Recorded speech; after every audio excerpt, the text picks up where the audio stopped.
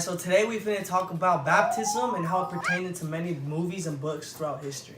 Now, when you usually think about baptism, you think about religious stuff, like somebody getting dunked or sprinkled with a little bit of water. Exactly, but there's a lot more to it. Just like how it says in How to Read Literature Like a Professor, it can be shown through many different lights and many different actions. So baptism in literature is the same thing as religious aspects. It's the act of being dunked or sprinkled with water to symbolically wash away sins or being born again. It essentially is the act of being rebirthed. The only difference is with baptism that occurs or appears in many different occurrences or events, and it can mean greater things. Now, our first book is the Odyssey. Delmore flows down the river, and all his sins are transgressively washed away. Well, on to the next book. But first, one question. I'm walking down a road, and suddenly I fall into a pond. What happens? Don't say I drown. Because that's not what happens.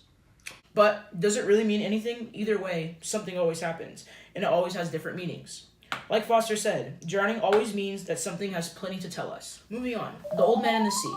That has to do with something with drowning, or baptism, because it has Old Man in the Sea in the title. Not necessarily, Clarke. The Old Man in the Sea tells the story of Santiago and yet again another fisherman at sea. You may be wondering, do they drown or are they baptized?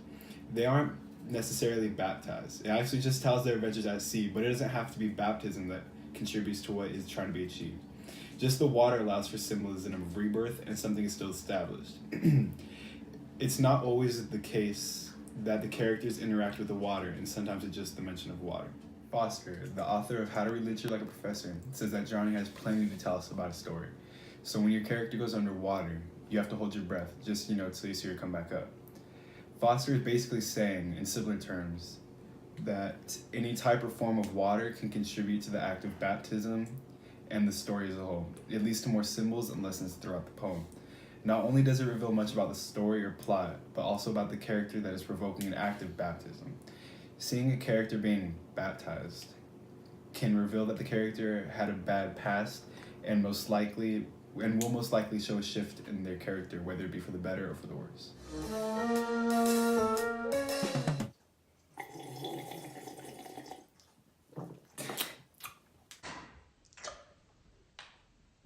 Whether for baptism is in the movie Nacho Libre.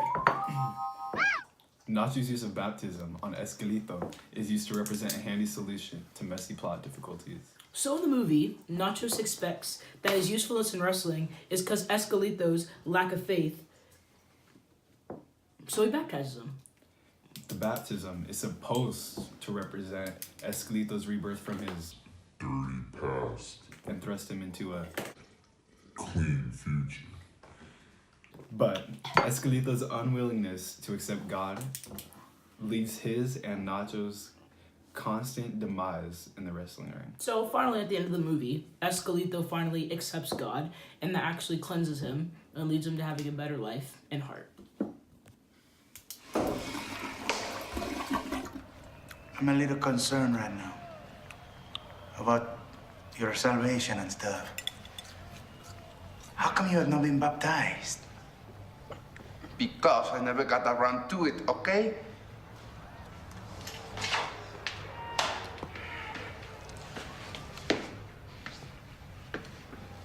I don't know why you always have to be judging me.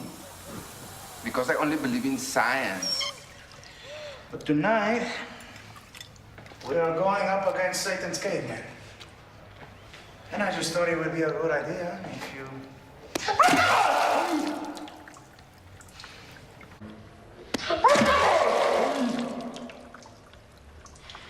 Felicidades. Wait, Ron! My legs! Elijah, hurry up! Don't let go, Jack! I'll never let go!